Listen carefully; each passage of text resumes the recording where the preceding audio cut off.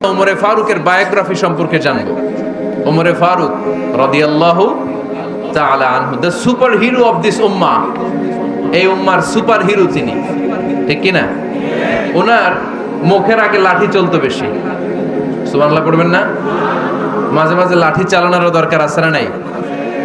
সাইয়েদনা ওমরে ফারুক আমাদের জন্য অনুপ্রেরণা। Is the real super hero of Muslim উম্মাহ। তিনি এই উম্মার রিয়েল সুপার হিরো। এজন্য ওনার জীবনী থেকে আমরা কিছু শিক্ষা নেওয়ার চেষ্টা করব ইনশাআল্লাহ। পড়েন সাইয়েদনা ওমরে ফারুক কিভাবে ইসলাম ধর্ম গ্রহণ করলেন, কিভাবে বিশ্বনবীর প্রাণের কলিজার টুকরা হলেন, এটা দিয়ে আমরা শুরু করি। আল্লাহ তাআলা সাইয়েদনা ওমরে ফারুকের হৃদয়ের মধ্যে 3টা ধাক্কা মেরেছেন, ঈমানের ধাক্কা। আওয়াজ করে বলতে হবে কয়টা? জোরে বলেন তো কয়টা?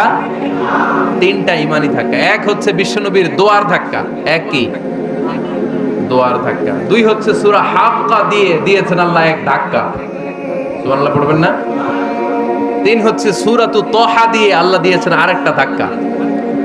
এই 3টা ঈমানি ধাক্কা যখন সাইয়েদনা ওমরে ফারুকের হৃদয়ে লাগলো, উনি পড়তে আরম্ভ করেছেন আশহাদু আল্লা ইলাহা ইল্লাল্লাহ ওয়া আশহাদু আন্না মুহাম্মাদান আবদুহু ওয়া রাসূলুহু। চিল্লায়ে পড়েন আল্লাহু আকবার।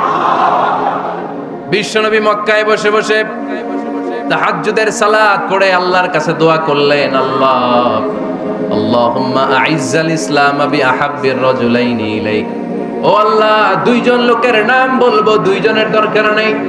এই 2 জনের একজনকে আপনি ইসলামের সুশীতল ছায়া তোলে এনে ইসলামকে বিজয় দান করে দেন। মুহূর্তের মধ্যে দোয়াটা কবুল করে নিয়েছে কে? বিশ্বনবী বললেন, আল্লাহ 2 জনের নাম বলবো আজকের দোয়ায়। আবি জাহাল ইবনে হিশাম, হয়তো হিশামের বেটা আবু জাহেলকে আপনি ইসলামের ভিতরে নিয়ে আসেন, কিংবা ওমর ইবনুল খাত্তাব, খাত্তাবের বেটা ওমরকে আপনি ইসলামের ছায়া তলে নিয়ে আসেন। ওমরে ফারুকের জন্য দোয়াটা কবুল করে নিয়েছে কে? মক্কার যে অবস্থা, আল্লাহর হাবিব সাল্লাল্লাহু আলাইহি ওয়াসাল্লাম বুঝলেন মক্কার এই 2 জনের একজন যদি আমার সাথে না থাকে তাহলে মক্কায় দাওয়াতি কাজ চালিয়ে যাওয়া যাবে। আল্লাহরে বললেন, আল্লাহ বেশি চাই না, এই 2 জনের একজন, হয় আবু জাহেল নয় ওমর, হয় আবু জাহেল নয় ওমর। বিশ্বনবী যখন দোয়া করলেন, এই দোয়ার একটা ঈমানি ধাক্কা, নূরানি ধাক্কা সাইয়েদনা ওমরে ফারুকের হৃদয়কে স্পর্শ করে ফেলল। দোয়া ইজ লাইক এ মিসাইল। এই যে আমরা দোয়া করি, এটা মিসাইলের মতো। যুদ্ধে মিসাইল হামলা করে না? মিসাইল হামলা করার পরে এই মিসাইল লক্ষ্য বস্তুতে যে ভেদ করে, ঠিক কিনা? তেমনি দোয়ার মতো যদি আপনি দোয়া করতে পারেন, আপনি যেই জন্য দোয়া করেছেন ঠিক ওই জায়গায় যে আপনার দোয়া স্পর্শ করে। সুবহানাল্লাহ পড়বেন না? বিশ্বনবীর দোয়ার মাধ্যমে প্রথমে সাইয়েদনা ওমরে ফারুকের হৃদয়ে এক ধাক্কা লাগলো। 2 নম্বরে রব্বুল আলামিন সূরাতুল হাক্কা দিয়ে ওমরে ফারুকের হৃদয়ের মধ্যে দিলেন এক ধাক্কা। পড়েন আল্লাহু আকবার। কোরআনের ভেতরে সূরাতুল হাক্কা নামে একটা সূরা আছে না নাই? আল হাক্কাতু মাল হাক্কা ওয়া মা আদরাকা মাল হাক্কা। পড়েন আল্লাহু আকবার। বিশ্বনবী যখন দোয়া করলেন, ওই দোয়া যখন সাইয়েদনা ওমরে ফারুকের হৃদয়ে স্পর্শ করলো, সাইয়েদনা ওমরে ফারুক সব সময় বিশ্বনবীরে ফলো করতে আরম্ভ করলেন। বিশ্বনবী ডানে গেলে লুকিয়ে লুকিয়ে ওমর ফারুক ডানে যায়, বিশ্বনবী বায়ে গেলে লুকিয়ে লুকিয়ে ওমরে ফারুক বায়ে যায়। বিশ্বনবী একবার মসজিদুল হারামে যে নামাজ পড়তে শুরু করলেন, ওমরে ফারুক তখন বিশ্বনবীর পিছু পিছু ছদ্মবেশে পেছন থেকে যে বিশ্বনবী কিভাবে নামাজ পড়ে দেখতে শুরু করলেন। বিশ্বনবী ইন দা মিন টাইম এশার নামাজে আল হাক্কাতু মাল হাক্কা তেলাওয়াত শুরু করে দিলেন। আল হাক্কাতু মাল হাক্কা তেলাওয়াত শুরু করে দিলেন। তেলাওয়াত করতে করতে বিশ্বনবী যখন তেলাওয়াত করতেছে, ওমরে ফারুক এরকম দুলতেছে আর মজা পাচ্ছে। ওমিয়া বিশ্বনবীর কণ্ঠ বুঝি আমার মতো কণ্ঠ, আপনার মতো কণ্ঠ, আহমদ বিন ইউসুফের কণ্ঠ, আব্দুল বাসিতের কণ্ঠ না? বিশ্বনবীর গলায় যে কি সুরের ঝংকার আল্লাহ দিয়েছেন, কি সুরের লহরী আল্লাহ দিয়েছেন, একবার যে শুনতো পাগল হয়ে যেত। আল্লাহু আকবার। বিশ্বনবী সূরা হাক্কা মন্ত্রমুগ্ধ তেলাওয়াতে, মন্ত্রমুগ্ধ সুর দিয়ে, মন্ত্রমুগ্ধ কণ্ঠ দিয়ে তেলাওয়াত করতে লাগলেন। এশার সালাতে ওমরে ফারুক দুলতে লাগলেন। ওমরে ফারুক যত শুনে অবাক হয়ে যায়, যত শুনে অবাক হয়ে যায়, যতই শুনে অবাক। কিরে? কারণ তিনি আরবি ভাষা বুঝতেন, এত সুন্দর শব্দের গাঁথনি। এত প্রাঞ্জল বর্ণনা, এত সুন্দর অন্তমিল, এটা কবিতা না হয়ে পারে না। উনি মনে মনে ভাবলেন এটা মনে হয় কবিতা, it might be poem, it could be poem. Muhammad মনে হয় কবি হয়ে গেছে, তার কাব্য প্রতিভা দিয়ে সে এটা বানিয়েছে। তা না হলে এত সুন্দর কথা এটা কবিতা না হয়ে পারে। ইন দ্য মিন টাইম বিশ্বনবী কিন্তু দেখতেছে না যে পেছনে ওমর। বিশ্বনবী তেলাওয়াত করছিলেন, ইন দ্য মিন টাইম বিশ্বনবী পড়ছিলেন ওমা হুয়া বিকাউলি শাইরিন কলিলাম মা তুমিনুন। এই আয়াতের অর্থ হলো এটা কোনো কবির কথা নয়, খুব অল্প সংখ্যক লোকই তোমরা ঈমান আনো। সুবহানাল্লাহ পড়ে। এটাকে বলে কোইন্সিডেন্ট। কোইন্সিডেন্ট হুট করে অনেক সময় মিলে যায়, যায় কি যায় না? আপনি একজনের কথা ভাবতেছেন, বাজারে গেলেন, বাজারে যেই দেখেন ওই লোকটা দাঁড়ায় আছে, এরকম হয় কি হয় না? কোইন্সিডেন্ট। ওমরে ফারুক মনে মনে যেটা ভাবতেছে ওই কথা দিয়ে বিশ্বনবী তেলাওয়াত করতেছে, আল্লাহু আকবার। বিশ্বনবী যে আয়াত তেলাওয়াত করছিলেন, আয়াতের অর্থ হলো এটা কোনো কবির বানানো কবিতা না, খুব অল্প সংখ্যক লোকই তোমরা ঈমান আনো। ওমরে ফারুক আটকে উঠলেন, থমকে দাঁড়ালেন। ঘটনা কি? আমি মনে মনে ভাবলাম কি রে, এত সুন্দর কথা, এটা তো মানুষের কথা হতে পারে না, এটা নিশ্চয়ই কবিতা, কবির কথা। কিন্তু মুহাম্মদ এখন আবার পড়তেছে ওমা হুয়া বিকাউলি শাইর, এটা কোনো শায়েরের কবির কথা নয়। কলিলাম মা তুমিনুন, অল্পই তোমরা ঈমান আনো। তার মানে আমার মনে যা চলে মুহাম্মদ এটা টের পায়। মুহাম্মদ গণক। নাউজুবিল্লাহ পড়বেন না? মুহাম্মদ অনেক বড় মাপের একজন গণক।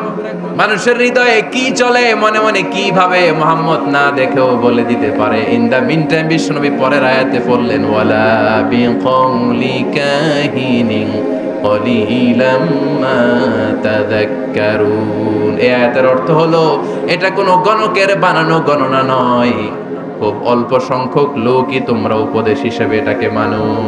সুবহানাল্লাহ পড়েন। এবার আর ওমরে ফারুকের সহ্য হয় না, কি আজীব তামাশা। প্রথমে মনে করলাম কবিতা, মোহাম্মদ কয় কবি না, সে কবি না, এটা কবিতা না। তারপর ভাবলাম সে গণক, সে আয়াত পরে পরে বলে দিল এটা গণনা নয়, তাহলে এটা কি? এটা কি কবিতাও না, গণনাও না, তাহলে এটা কি?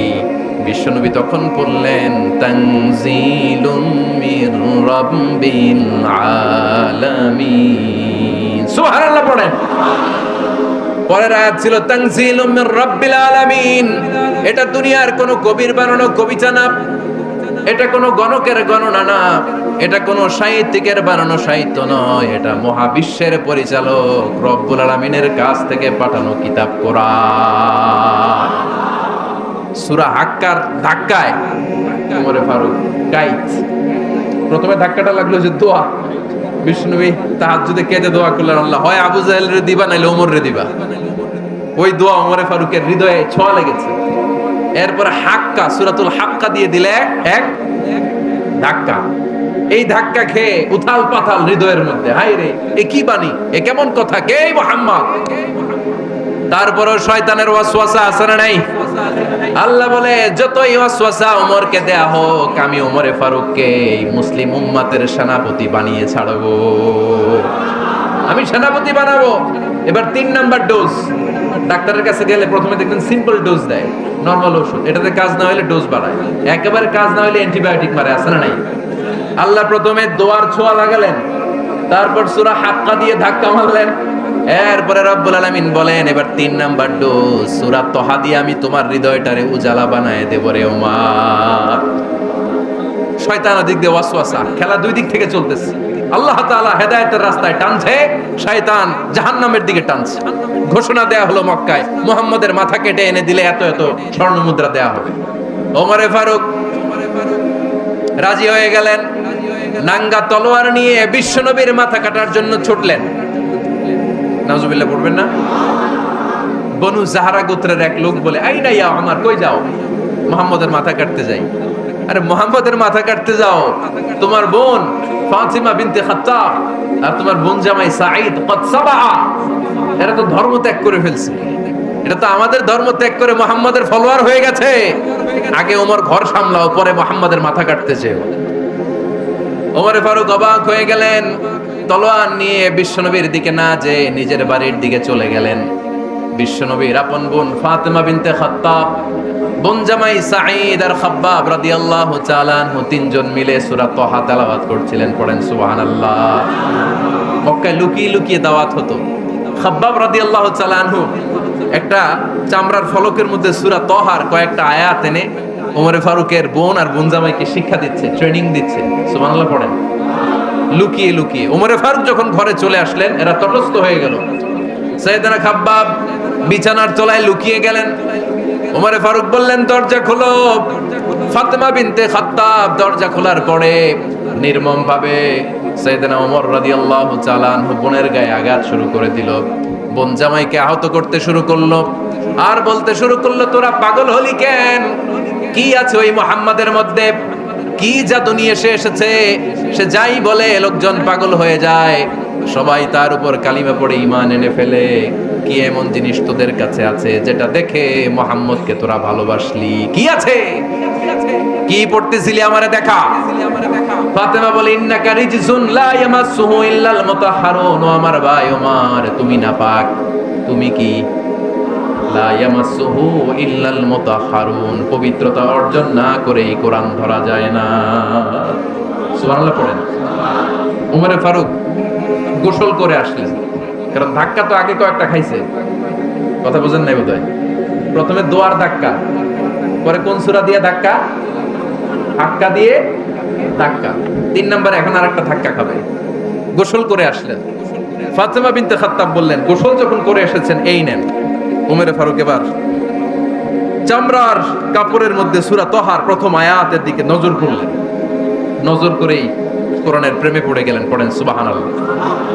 ওমর ফারুক পড়তে আরম্ভ করলেন, তহা মা আনজালনা আলাইকাল কুরআনা লিতাশকা ইল্লা তাযকিরাতান লিমান ইয়াখশা তানজিলাম মিম্মান খালাকাল আরদা ওয়াস সামাওয়াতিল উলা।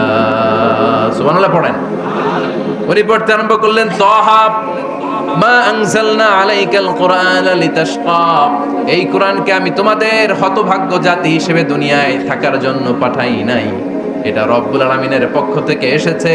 যারা রবকে ভয় করে তাদের জন্য আছে উপদেশ। যিনি আকাশ বানিয়েছেন, জমিন বানিয়েছেন, ওই আল্লাহ তাআলা নিজেই এই কোরআন পাঠিয়েছে। আওয়াজ করে পড়তে হবে, আল্লাহু আকবার। উনি খুব ভালো আরবি জানতেন। সূরা তহা পড়ার পরে আর ধৈর্য ধারণ করতে পারে না। ওমর ফারুক ছোট্ট বাচ্চার মতো কান্না শুরু করে দিলেন। আল্লাহু আকবার। সূরা তহাটা হাতে নিয়ে, তলোয়ারটা হাতে নিয়ে বিশ্বনবীর দিকে ছুটতে আরম্ভ করলেন। আইনা মুহাম্মদ, কোথায় মুহাম্মদ? তোমরা আমাকে মুহাম্মাদের কাছে নিয়ে চলো।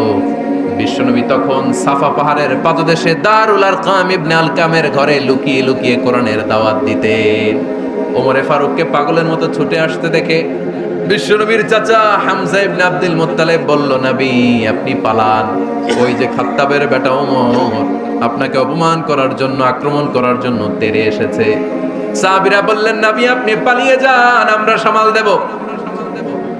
বিশ্বনবী বললেন, না আমি পালাবো না, বরং তোমরা সরে যাও। ওমর ইবনে আল খাত্তাবকে আমার দরবার পর্যন্ত আসতে দাও।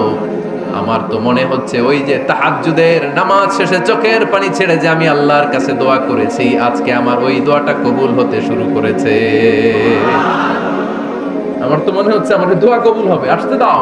ওমর ফারুক এসে বললেন, আশহাদু আল্লা ইলাহা ইল্লাল্লাহ ওয়া আশহাদু আন্না মুহাম্মাদান আবদুহু ওয়া রাসূলুহু। আমি সাক্ষ্য দিলাম আল্লাহ ছাড়া কোনো ইলাহা নাই, নিশ্চয়ই আপনি আল্লাহর প্রেরিত বান্দা এবং রাসূল। পড়েন সুবহানাল্লাহ। ওমর ফারুক যখন কালিমা শাহাদা পড়ে মুসলমান হয়ে বিশ্বনবীর হাতে হাত রাখলেন, মুসলিম সাহাবীদের মধ্যে খুশি আর আনন্দের বন্যা বয়ে গেল। মুসলিম হাতে গোনা সাহাবারা আল্লাহর প্রশংসা করলেন। বিশ্বনবী সাইয়েদনা ওমর ফারুককে জড়িয়ে ধরলেন। ওমর ফারুক এবার বিশ্বনবীরে বললেন, নবী গো, আলাসনা আলাল হক, আমরা কি সত্যের উপরে আছি নাকি আমরা ভুলের উপরে আছি? বিশ্বনবী বললেন, বালা নাহনু আলাল হক, আমরাই সত্যের উপরে আছি। সুবহানাল্লাহ পড়েন। আলাসনা আলাল হক, নবী আমরা কি সত্যের উপরে নাই? হ্যাঁ অবশ্যই ওমর, তুমি সত্যের উপরে আছো। ওমরে ফারুক বললেন, তাহলে ফাফিমাল ইখতিফা, তাহলে লুকায় লুকায় আর দাওয়াত দেব কেন? আমি তো কালিমা পড়ে ফেলছি, আসেন আমার সাথে বের হই। ফাফিমাল ইখতিফা, আর লুকায় লুকায় কেন? আসেন আমরা বাইরে বেরোই। বিশ্বনবী বললেন, ওমর এটা মাক্কি জীবন, এখানে আমরা একটু গোপনে গোপনে দাওয়াত দিতে চাই। ওমরে ফারুক বলে, না, আমার দায়িত্ব, আমি একটা মিছিল দিতে চাই নবী। আল্লাহর নামের তাকবীর দিতে দিতে দারুল আরকাম থেকে শুরু করে মসজিদুল হারাম পর্যন্ত একটা মিছিল দিয়ে আমি মক্কা কাঁপাইয়া দেব। অনুমতি দেন। বিশ্বনবী দিতে চায় না। ওমর ফারুক অনেক বুঝানোর পরে স্বল্প পরিসরের একটা অনুমোদন পাওয়া গেল বিশ্বনবী সাল্লাল্লাহু আলাইহি ওয়াসাল্লামের কাছ থেকে। কিন্তু মিছিল যে দিবে, মিছিলের জন্য লোকের দরকার আছে না নাই? এখানে লোক নাই, আমি একাই মিছিল দিতেছি। এটা জমবে? মিছিল জমবে? খুঁজে উনি 11 জন মুসলিম সাহাবা পেলেন। কয়জন? ওমরে ফারুক বললেন 11 জনই সই। এই 11 জন নিয়ে আমি আল্লাহর নামের তাকবীর দেব। 2 লাইন করলেন। কয় লাইন? 2 লাইন। পেছনে 6 জন, আর এই লাইনের নেতা বানালেন বিশ্বনবীর চাচা হামজাকে রাদিয়াল্লাহু তাআলা আনহু। আর সামনে 5 জন, তার আগে দাঁড়ালেন উনি নিজেই। তাহলে 6 6 12।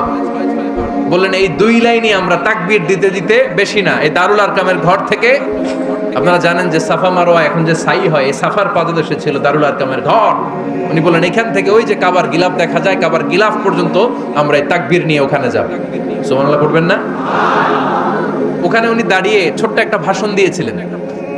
উনি বলেছিলেন, মান আরাদা আন তাসকুলা উম্মু ওয়া ইয়াতামা ওয়ালাদু ওয়া তারমিলা যাওজাতুহু ফালিয়াসুদ্দানি। খেয়াল করে শুনেন, কান দুইটা খরগোশের কানের মতো খাড়া করেন। উনি এক বাক্যের একটা ভাষণ দিলেন। ভাষণ দিতে জানলে বড় ভাষণ দেয়া লাগে না। এক বাক্যের ভাষণ দিয়ে গোটা বিশ্বকে ঝাঁকুনি মারা যায়। চিল্লায় বলো ঠিক কিনা? ওমরে ফারুক এক বাক্যের একটা ছোট্ট ভাষণ দিলেন। মান আরাদা আন তাসকুলা উম্মু, কে আছো মায়ের এই মক্কায়, কে আছো মায়ের বুক খালি করতে চাও? ইয়াতামা ওয়ালাদু, কে আছো বাচ্চাগুলারে, নিজের সন্তানগুলোরে ইয়াতিম বানাতে চাও? কে আছো তারমিলা যাওজাতুহু, নিজের স্ত্রীকে বিধবা বানাতে চাও? ফালিয়া সুদ্দানি, বুকের পাটা থাকলে আমি ওমর রে থামাও। ফালিয়া সুদ্দানি, দেখি মক্কায় কার এত বড় বুকের পাটা। কে আছো মায়ের বুক খালি করতে চাও, সন্তান রে এতিম বানাতে চাও, স্ত্রীকে বিধবা বানাতে চাও? ফালিয়া সুদ্দানি, পারলে আমারে ঠেকাও। এই বলে উনি আল্লাহু আকবার, আল্লাহু আকবার, আল্লাহু আকবার বলে স্লোগান শুরু করে দিলেন। এক এক স্লোগানে মক্কার মরুজমিন থারথার করে কাঁপতে আরম্ভ করলেন। এই মিছিল মক্কার কেউ দেয় না। মিছিলের আওয়াজ শুনে আবু জাহেল বাইরিস, উতবা বাইরিস, শাইবা, ওয়ালিদ ইবনে মুগিরা সব বের হয়েছে। কিরে, আমার এলাকায় এত বড় স্লোগান, কার এত সাহস? বের হয়ে দেখে মিছিলের সামনে ওমর। ওমর রে দেখে দিছে এক দৌড়। কারণ ওমরে ফারুককে থামানোর মতো বাপের বেটা মক্কায় দ্বিতীয়টা কেউ ছিল না। আওয়াজ করে বলেন ঠিক কিনা? ওমরে ফারুক আল্লাহু আকবার, আল্লাহু আকবার বলে স্লোগান দিতে দিতে মসজিদুল হারামের ভেতরে ঢুকে গেল। কাবার গিলাফ ধরার পরে সেদিন মিছিল থেমেছে। ওই আল্লাহর নামের স্লোগান সেদিন কেউ থামাতে পারে নাই, কিয়ামত পর্যন্ত কেউ থামাতে পারবে না। চিল্লায় বলো ঠিক কিনা?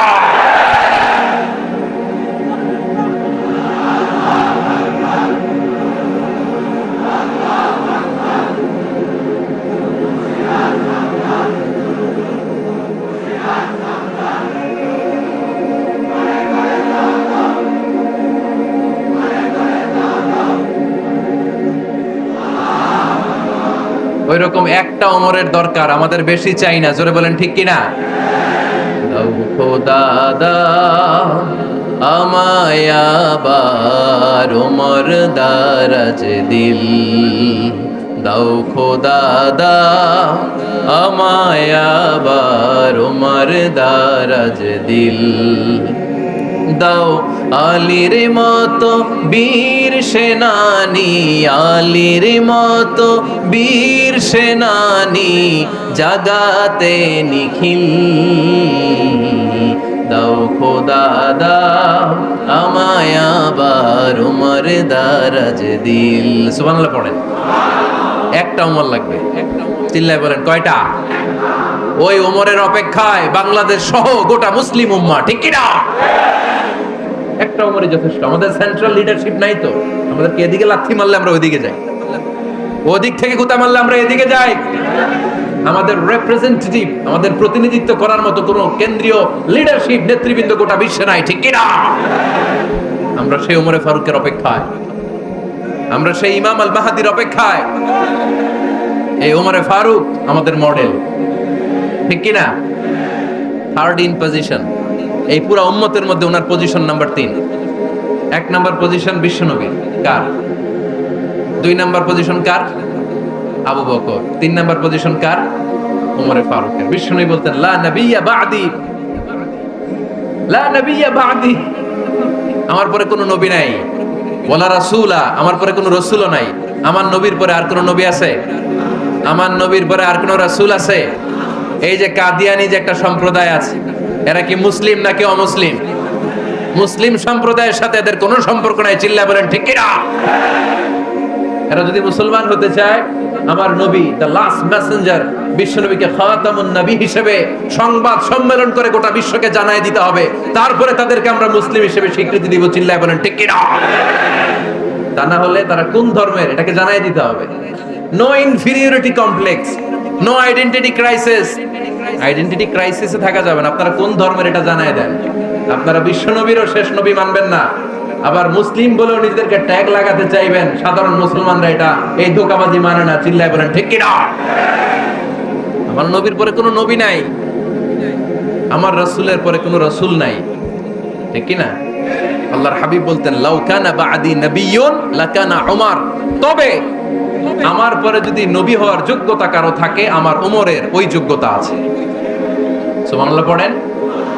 প্রভু তুমি বলেছো রাসূল দেবে না, বলনি দেবে না ওমর, বলনি দেবে না হামজা তারি, খালিদ বিজয় সমর। প্রভু তুমি বলেছো রাসূল দেবে না, বলনি দেবে না ওমর, বলনি দেবে না হামজা তারি, খালিদ বিজয় সমর। প্রভু তুমি বলেছো রাসূল দেবে না। সুবহানাল্লাহ পড়েন। এজন্য আমরা একটা ওমর চাই। কয়টা? বেশি লাগবে? নেতার মতো নেতা কয়টা লাগে? জোরে বলেন কয়টা? Enough, that's enough. Omar Farooq our super hero. ওনার সাথে বিশ্বনবী সাল্লাল্লাহু আলাইহি ওয়াসাল্লামের মুসাহারার সম্পর্ক ছিল। ওমরে ফারুক যে বিশ্বনবীর শ্বশুর, এটা অনেকে জানেই না। ওমরে ফারুক রাদিয়াল্লাহু তাআলা আনহু বিশ্বনবীর শ্বশুর ছিলেন। এটা আজকে নতুন শুনছেন। কে কে হাত তোলেন? দেখছেন হুজুর? সঠিক বলছি না আমি? অনেকে আমরা জানি না। মাশাআল্লাহ, জানতে লজ্জা নাই, শিখতে লজ্জা নাই। লজ্জা হচ্ছে অজ্ঞতায় আর মূর্খতায়। ঠিক কি না? আমরা শিখতে রাজি আছি। যে কথা বলে আমরা তার ছাত্র। আমার আগে হুজুর কথা বলতেছিলেন, আমরা ছিলাম ছাত্র। এখন আমি কথা বলতেছি, এখন আমরা সবাই হয়ে গেছি ছাত্র। ঠিক কি না? যিনি বলেন তিনি শিক্ষক, বাকিরা আমরা ছাত্র। ঠিক কি না? 4 খলিফার 2 খলিফা, ইসলামের 4 খলিফার 2 খলিফা বিশ্বনবীর মেয়ের জামাই, আর বাকি 2 খলিফা বিশ্বনবীর শ্বশুর। সুবহানাল্লাহ পড়েন। সাইয়েদনা আলী রাদিয়াল্লাহু তাআলা আনহু, সাইয়েদনা উসমান যুন নূরাইন বিশ্বনবীর মেয়ের জামাই। উসমান রাদিয়াল্লাহু তাআলা আনহুর কাছে বিশ্বনবী 2 মেয়েকে বিয়ে দিয়েছিলেন। একজন মারা যাওয়ার পরে আরেকজন। বিশ্বনবী বলেছেন এরপরে আরেকটা থাকলে ওইটারও বিয়ে দিতাম। সুবহানাল্লাহ পড়বেন না? 2 জন ছিল মেয়ের জামাই আর 2 জন ছিল শ্বশুর। সাইয়েদনা আবু বকর শ্বশুর, বিশ্বনবীর স্ত্রী আম্মা জান আয়েশা রাদিয়াল্লাহু তাআলা আনহার বাবা। বিশ্বনবীর স্ত্রী আম্মা জান হাফসা রাদিয়াল্লাহু তাআলা আনহার বাবা ছিল সাইয়েদনা ওমর ফারুক। চিল্লায় পড়ে আল্লাহু আকবার। জানো তো না পজিশন না? সাইয়্যিদু কুহুলিল জান্নাহ, জান্নাতে যত নারীরা যাবে, নারীদের সর্দারিনী হবে সাইয়্যিদাতুনা ফাতেমা রাদিয়াল্লাহু তাআলা আনহা। এই ফরিদপুরের যত ইয়াংস্টাররা তোমরা যারা জান্নাতে যাবে, তোমাদের লিডার হবে সাইয়েদনা হাসান আর হুসাইন রাদিয়াল্লাহু তাআলা আনহুমা। আর বয়স্ক মুরব্বীরা যারা জান্নাতে ঢুকবেন, আপনাদের লিডার হবে সাইয়েদনা আবু বকর আর সাইয়েদনা ওমর ফারুক রাদিয়াল্লাহু তাআলা আনহু। সুবহানাল্লাহ পড়তে পারলেন না? ওমর ফারুক এটা সাধারণ কোনো ক্যারেক্টারিস্টিক্স নয়। ওনাকে আল্লাহ তাআলা নলেজও দিয়েছেন, আবার দিনদারিও দিয়েছেন। আমার দিনী ভাইয়েরা খেয়াল রাখবেন, কোনো আলেমের মধ্যে বা কোনো নেতার মধ্যে যদি এই দুইটার সমন্বয় আপনি পান, যে তার জ্ঞানও আছে আবার দিনদারিও আছে, he belongs the knowledge and he belongs the তাকওয়া, সে গোটা বিশ্বকে জয় করে ফেলবে। ঠিক কি না? যার মধ্যে জ্ঞান আছে, যার মধ্যে তাকওয়া আছে, তারে কেউ থামায় রাখতে পারে? ওমরে ফারুককে এই 2 নেয়ামত দিয়ে ধন্য করেছে কে? সহিহ বুখারীর বর্ণনা, বিশ্বনবী সাহাবীদের সামনে একটা স্বপ্নের কথা বলছেন। বিশ্বনবী বললেন, আমি স্বপ্নে দেখলাম আমার আঙ্গুলের ফাঁকা থেকে দুধ বের হচ্ছে, আমি তৃপ্তি সহকারে দুধ খেলাম। খাওয়ার পরে দেখলাম আঙ্গুলের মধ্যে একটু দুধ লেগে আছে। আমার আঙ্গুলে অতিরিক্ত লেগে থাকা দুধটা আমি ওমরে ফারুকের মুখের মধ্যে লাগিয়ে দিলাম। সাহাবারা বললেন, ইয়া রাসূলুল্লাহ, ইয়া হাবিবাল্লাহ, মাযা আওয়ালতা বিহি, এই স্বপ্নের আপনি কি ব্যাখ্যা করলেন, আমরা তো বুঝলাম না। বিশ্বনবী বললেন, আওয়ালতু বিহি আল ইলম, আমি এই দুধ দিয়ে জ্ঞানের ব্যাখ্যা করেছি, কারণ ওমরকে আল্লাহ যেই জ্ঞান দিয়েছে গোটা বিশ্বের কাউকে এত জ্ঞান দেয় না। এজন্য স্বপ্নে যদি কেউ দেখেন যে আপনি দুধ খাচ্ছেন, তার মানে আল্লাহ তাআলা আপনার জ্ঞান বাড়ায় দিবেন। ওমরে ফারুককে দুধ খেয়ে অতিরিক্ত দুধের অংশটা বিশ্বনবী আবু বকর রাদিয়াল্লাহু তাআলা আনহুর মুখে দেন নাই, সাইয়েদনা উসমানের মুখে দেন নাই, আলী রাদিয়াল্লাহু তাআলা আনহুর মুখে দেন নাই। স্বপ্নে ওই অতিরিক্ত লেগে থাকা দুধটা বিশ্বনবী ওমরে ফারুকের ঠোঁটের মধ্যে লাগিয়ে দিয়েছেন। এই হাদিস থেকে প্রমাণ হয় আল্লাহ তাআলা জ্ঞানের নেয়ামতে সাইয়েদনা ওমরে ফারুককে ধন্য করেছেন। আবার বুখারীর বর্ণনা, বিশ্বনবী সাল্লাল্লাহু আলাইহি ওয়াসাল্লাম আরেকটা স্বপ্নের বর্ণনা দিচ্ছেন। তিনি বললেন, তোমাদের সবাইকে স্বপ্নে আমার সামনে দাঁড় করানো হলো।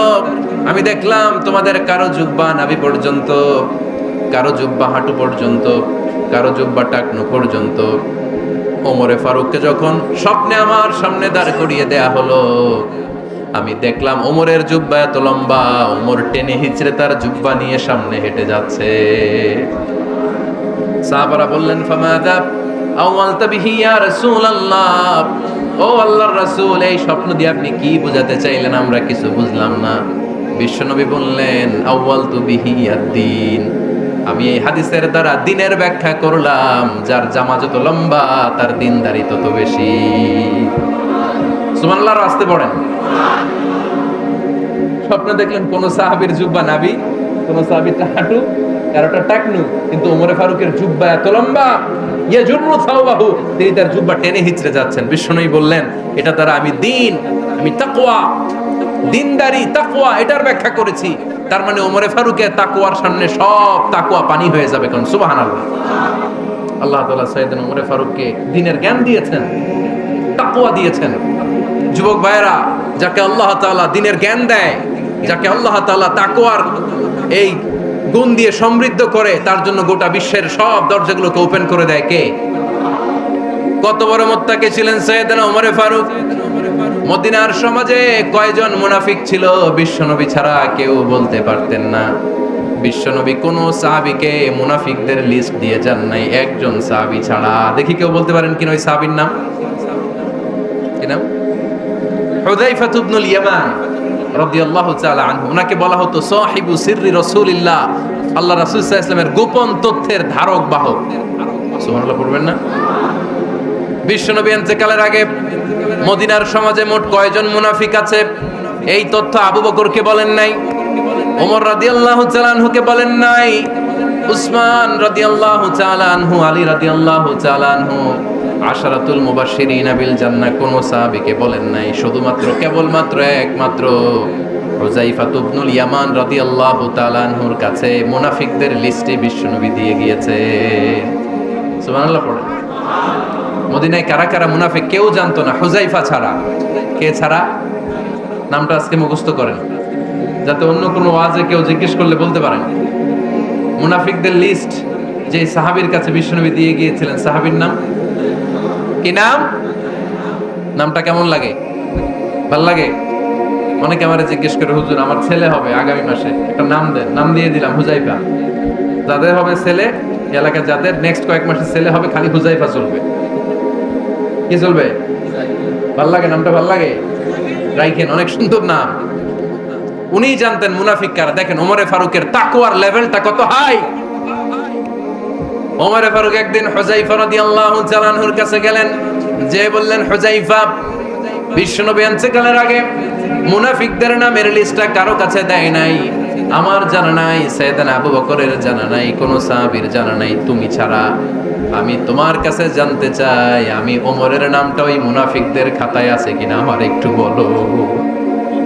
আমার ওমরের নামটা ওই মুনাফিকদের লিস্টিতে একটু আছে কিনা, নামটা একটু বলো। যদি থাকে আমি ভালো হয়ে যাব। আমি নেফাকি দূর করে পাক্কা মুমিন হতে চাই। আমার নাম যদি মুনাফিকের লিস্টে থাকে আমি তো শেষ। হুযায়ফা চোখের পানি ছেড়ে দিয়ে বলে, আমিরুল মুমিনিন, কেমন প্রশ্ন করলেন আপনি? আপনি বিশ্বনবীর শ্বশুর। এই উম্মতে আপনার পজিশন 3 নাম্বার। আপনারে মুনাফিকরা ভয় পায়, শয়তান আপনারে ভয় পায়। আপনি জান্নাতে সব বয়স্ক লোকদেরকে নিয়ে জান্নাতের মধ্যে আগে আগে ঢুকবেন, কেমন করে মুনাফিকদের কাতারে আপনার নাম থাকতে পারে? ওমর সুবহানাল্লাহ পড়ে। কি বিনয়ী, কি তাকওয়া! হুযায়ফাকে যে ধরতেন, হুযায়ফা একটু বলো না আমার নামটা মুনাফিকদের লিস্টিতে আছে কিনা। ওমরে ফারুকের যদি এই টেনশন থাকে যে আমি মুনাফিক হয়ে গেলাম কিনা, আমাদের এই টেনশন থাকার দরকার আছে না নাই? হ্যাঁ, যেন সব সময় আল্লাহর কাছে দোয়া করতে হবে, আল্লাহ তুমি নেফাকি থেকে আমাদেরকে বাঁচাও। আরো জোরে পড়েন আমিন। ওমরে ফারুক রাদিয়াল্লাহু তাআলা আনহু আমাদের সুপার হিরো, আমাদের সবাই বলেন আমাদের। উনি কত বড় সুপার হিরো শুনেন। উনি জুমার খুতবা দিচ্ছেন। কি দিচ্ছেন? মসজিদে নববীতে। খুতবার মাঝখানে হঠাৎ বললেন, ইয়া সারিয়াতাল জাবাল, ইয়া সারিয়াত ইবনে জানিমিল জাবাল। এই কথা বলেই আবার খুতবা দিতে শুরু করলেন। ওনার এই ইয়া সারিয়াত ইবনে জানিমিল জাবালের সাথে আগের কথারও কোনো মিল নাই, পরের কথারও কোনো মিল নাই। জুমার নামাজের পর মুসল্লি সাহাবারা ধরলেন, বললেন, ইয়া আমিরাল মুমিনিন। খুতবার মাঝখানে হঠাৎ করে ইয়া সারিয়াত ইবনে জালিমিল জাবাল বলে আপনি চিৎকার করলেন কেন? আপনার এই বাক্যের সাথে আপনার খুতবার আগের বাক্যের কোনো মিল নাই, আপনার খুতবার পরের বাক্যেরও কোনো মিল নাই। এই কথা আপনি কারে বললেন, কারে উদ্দেশ্য করে বললেন? এই কথার তাৎপর্য কি আমাদেরকে বুঝিয়ে বলে। ওমরে ফারুক বললেন, আমি যখন খুতবা দিচ্ছি আমি দেখতে পেলাম ওই যে কয়েক মাস আগে আমি আমার মুসলিম সেনাবাহিনী পারস্যে আক্রমণের জন্য পাঠিয়েছি, বর্তমান ইরান।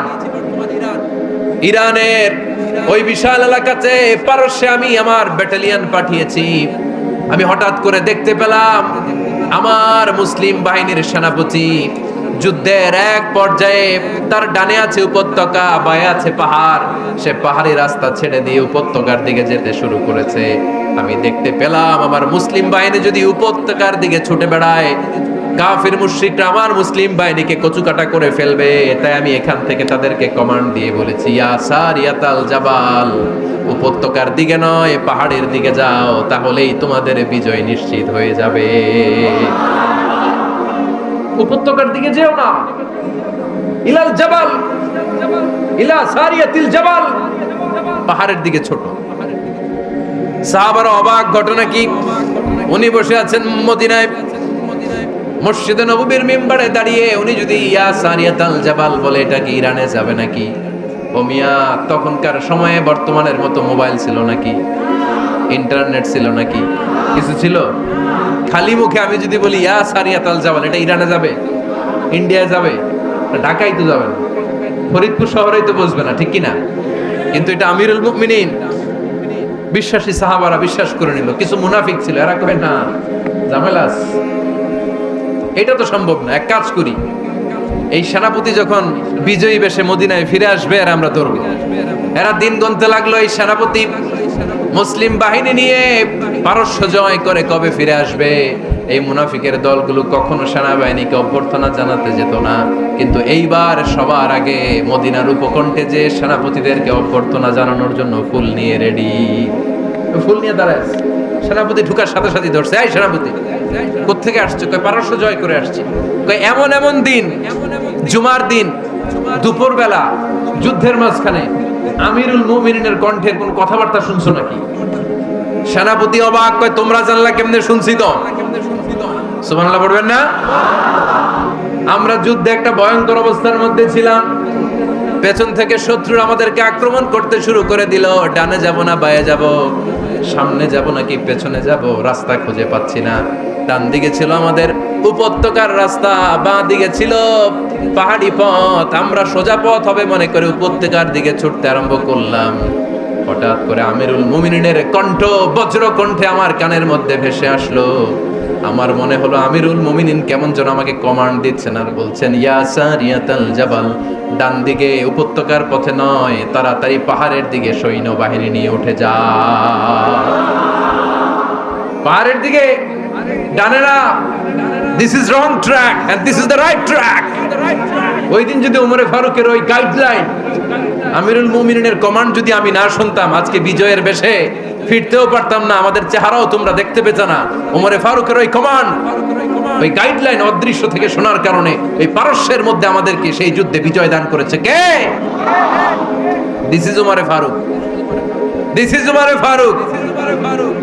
বিশ্বনবী বলছেন, ওমর, মা লাকিয়াকা শাইতানু সালিকান ফাজ্জান ইল্লা সালাকা ফাজ্জান গায়রা ফাজ্জিক। ওমর, শয়তান ইবলিস যদি তোমার কোনো রাস্তা দিয়ে হাঁটতে দেখে, শয়তান ওই রাস্তা রেখে দিয়ে অন্য রাস্তা দিয়ে হাঁটে। সুবহানাল্লাহ। বাড়িতে যায় বললেন, কে বলতেছে? বিশ্বনবী। কার ব্যাপারে? ওমরে ফারুকের ব্যাপারে। শয়তান যদি দেখে যে ওমরে ফারুক এই রাস্তা দিয়ে হাঁটতেছে, শয়তান ওই রাস্তা রেখে দিয়ে অন্য রাস্তা দিয়ে হাঁটে। সুবহানাল্লাহ পড়ে। রাত্রিবেলা আমরা আমাদের বাচ্চা ছেলে মেয়েদেরকে যখন খাওয়াই, বাচ্চারা খেতে চায় না, এরকম হয় আপনাদের ফরিদপুর এলাকায়? হ্যাঁ, এই এলাকায় হয় নাকি?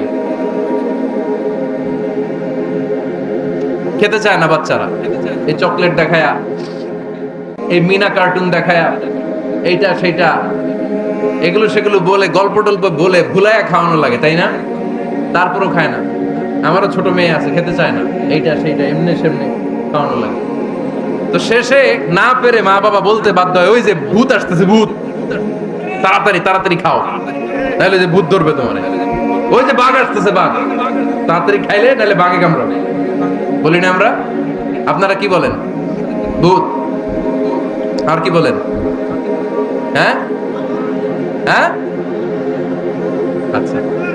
এক এক জায়গায় এক একটা আমরা বলি, ভূত আসবে, বাঘ খাবে, ভাল্লুক খাবে, তাড়াতাড়ি খাও। মদিনাতে যখন ওমরে ফারুক আমিরুল মুমিনিন, মদিনার মায়েরাও বাচ্চাদেরকে খাওয়াতে পারতো না, ছোট্ট মেয়েদেরকে খাওয়াতে পারতো না, খাওয়া নিয়ে যন্ত্রণা করতো। বাচ্চারা যখন মদিনায় খেতে চাইতো না রাত্রি বেলায়, মদিনার মায়েরা বলতো, তাড়াতাড়ি খাও, হা হুয়া ইয়াতি উমর, হা হুয়া ইয়াতি উমর, তাড়াতাড়ি খা, নাইলে ওই যে ওমর আসতেছে, Omar. This is our super hero সাইয়েদনা ওমর ফারুক রাদিয়াল্লাহু তাআলা। শুধু শয়তানি ভয় পেত না, মুনাফিকরাও ভয় পেত, জমের মতো ভয়। শুধু তাই না, আমাদের আম্মাজান বিষ্ণু ইসা ইসলামের স্ত্রীরাও ওমর ফারুককে ভয় পেতেন। সুবহানাল্লাহ কইবেন না? মাঝে মাঝে বিষ্ণু ইসা ইসলামের সাথে আম্মাজান আয়েশার ঝগড়া হতো, হতো না? আপনাদের ফ্যামিলিতে ঝগড়া হয়? হয় না? হয় না? কার কার দেখি? ওরে আল্লাহ, অনেক আল্লাহর ওলি আছে তো এই জায়গায়। ঝগড়া হয় না? কি কথা কয়, ঝগড়া হয় না বলে? বিশ্বনবীর ফ্যামিলিতে ঝগড়া হয়, আপনার ফ্যামিলিতে হয় না? মিষ্টি ঝগড়া।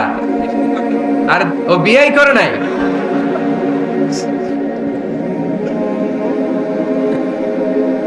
ঝগড়া তো হবেই, দাম্পত্য জীবনের মজাটাই তো এখানে। কখনো ঝগড়া, কখনো আনন্দ, একটু বৃষ্টি, একটু রোদ, একটু হাসি, একটু কান্না, ভালো লাগা, ভালোবাসা শেয়ার করে নেয়া, মিলেমিশে একাকার হয়ে যাওয়া, ঠিক কিনা? তো আল্লাহর হাবিব সাল্লাল্লাহু আলাইহি ওয়াসাল্লামের সাথে আম্মাজান আয়েশার ঝগড়া হতো। তো একদিন ঝগড়া হয়ে দুইজন রেগে আছে। খবরদার দুইজন রেগে থাকবেন না, আবার একজন রাগলে আরেকজন থেমে যাবেন, কারণ এই ছোট্ট ঝগড়া থেকে এটা অনেক সময় বিচ্ছেদের দিকে গড়ায়। আমার প্রিয় ফরিদপুরবাসী, ভাবি রেগে গেলে আপনি রাইগেন না, ওই দিন আপনি একটু ঠান্ডা থাকেন। আবার আপনি রেগে গেলে, আমার মাইকের আওয়াজ যদি ভাবিরা শুনেন, আপনারা রেগে যায় না, একটু ঠান্ডা থাকবেন। দুইজনে রেগে গেলে তো তৃতীয় বিশ্বযুদ্ধ শুরু হবে, তাই না? একজন রেগে গেলে আরেকজন ঠান্ডা। কারণ এই সামান্য ঝগড়া থেকে ইগোর কারণে এটা বিচ্ছেদ আর ডিভোর্স পর্যন্ত গড়ায়। আর শয়তান এখানে উস্কানি দেয়, কারণ ইমানদারদের ফ্যামিলি ভাঙতে পারলে শয়তান সবচেয়ে বড় খুশি হয়। আর ইমানদারদের ফ্যামিলি টিকে থাকলে খুশি হয়ে যায় কে? আম্মাজান আয়েশা রাদিয়াল্লাহু তাআলা আনহার সাথে বিষ্ণু ইসলামের ঝগড়া হতো মাঝে মাঝে। একবার ঝগড়া হলো, বিষ্ণু ইসলামও রাগ, আম্মাজান আয়েশাও রাগ। বিষ্ণুই বললেন, আয়েশা, ঝগড়া করে আর কতক্ষণ থাকবো, আসো মিটমাট করি। আয়েশা রাদিয়াল্লাহু বললেন, ঠিক আছে, মিটমাট করুন। তো বিষ্ণু ইসলাম বললেন, মিটমাটের জন্য কারে ডাকবো? ওমর রে ডাকি। কয় না, ওমর রে না, ওমর গালিজ, ওমর অনেক রাগে, আমার ডর লাগে। কয় তাহলে তোমার আব্বারে ডাকি, কয় ডাকেন। কি খুশি, মেয়েদের মধ্যে এই অভ্যাসটা আছে না নাই? তাহলে তোমার আব্বারে ডাকি, ডাকেন। ডেকে নিয়ে আসা হলো। আবু বকর রাদিয়াল্লাহু তাআলা আনহু দাঁড়ালেন, আম্মা জান আয়েশা দাঁড়ালেন, বিশ্বনবীও দাঁড়ালেন। বিশ্বনবী বললেন, আয়েশা তোমার আব্বা আসছে, এবার ঘটনা খুলে বলার পালা, তুমি বলবা নাকি আমি বলবো? আম্মা জান আয়েশা বললেন, আপনি বলেন, তবে ওয়ালা তাকুল ইল্লা হাক্কান, যেটা ঘটছে ওইটাই বললেন, মিথ্যা কথা কইেন না। আবু বকর রাদিয়াল্লাহু তাআলা রেগে মেগে আগুন, কি এই কথা তুমি কেমন করে বলো? বিশ্বনবীকে মিথ্যা কথা কখনো বলবে? রেগে মেগে দিলেন মেয়ের গালে এক চড়। বানিয়ে বলতেছি না, মুসনাদ আহমদ ইবনে হাম্বলের হাদিস। বাবার হাতের থাপ্পড়কে আম্মা জান আয়েশা উল্টে বললেন। সাইয়েদনা আবু বকর রাগে গড়গড় করছেন, আবার মারার জন্য তেড়ে গেলেন। এবার বাঁচার জন্য আম্মা জান আয়েশা বিশ্বনবীর পিছনে যে আশ্রয় নিলেন, বিশ্বনবী বাঁচানোর জন্য দুই হাত মেলে দাঁড়িয়ে গেলেন। পড়েন সুবহানাল্লাহ। বিশ্বনবী যখন দুই হাত মেলে দাঁড়িয়ে গেলেন, সাইয়েদনা আবু বকর রাদিয়াল্লাহু আনহু থেমে গেলেন। সাইয়েদনা আবু বকর রাদিয়াল্লাহু তাআলা আনহু ঘর থেকে বের হয়ে বারান্দায় দাঁড়ালেন। পড়েন সুবহানাল্লাহ। এবার বিশ্বনবী আম্মা জান আয়েশার কাছে যেয়ে বলেন, ইয়া আয়েশা কাইফা রাআইতিনি আনকাসতুকি মিনার রাজুল, দেখছো কেমনে বাঁচাইলাম? আমি না থাকলে ভর্তা বানাই ফেলতো আজকে। আমি বাঁচাইছি তোমারে, আমি, আমার লগে ঝগড়া করো তুমি।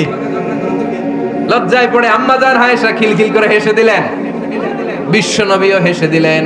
দুইজনের হাসির মধুর আওয়াজ শুনে সাইয়েদনা আবু বকর বাইরে থেকে অবাক, কিরে এতক্ষণ না ঝড় তুফান, এখন দেখি হাসি। সালাম দিয়ে অনুমতি নিয়ে ভিতরে ঢুকলেন। ঢুকে দেখেন আম্মা জান আয়েশাও হাসে, বিশ্বনবীও হাসে। এ হাসি দেখে আবু বকর রাদিয়াল্লাহু আনহু হেসে দিলেন। আরশের উপর থেকে খুশি হয়ে গেলেন কে? এবার সাইয়েদনা আবু বকর রাদিয়াল্লাহু তাআলা আনহু বললেন, ইয়া রাসূলুল্লাহ আশরিকানি ফি সিলমিকুমা কামা আশরাকতুমানি ফি হারবিকুমা। ও নবী, যুদ্ধ লাগলে, দুইজন যুদ্ধ লাগলে মীমাংসার জন্য যেমনি আমারে ডাকেন, এরকম হাসি আর আনন্দের মুহূর্তেও আমারে একটু ডাকেন। আশরিকানি ফি সিলমিকুমা কামা আশরাকতুমানি ফি হারবিকুমা। নবী, আপনাদের মধ্যে ঝগড়া লাগলে সন্ধি করার জন্য আমারে যেমনি ডাকেন, আপনাদের হাসি খুশি আনন্দ খুনসুটি এই মজাদার মুহূর্তগুলোতে আমারে বঞ্চিত রাখেন না, আমার একটু ডাকেন। সুবহানাল্লাহ পড়েন। এই মুসনাদ আহমদ ইবনে হাম্বলের হাদিস শোনার উদ্দেশ্য হচ্ছে, বিশ্বনবী প্রথমে ওমর ফারুকের নাম বলেছিলেন। সাইয়েদনা আয়েশা বলে, না আমি ডরাই। হাইবাত, দিস ইজ কল্ড হাইবাত ওমর।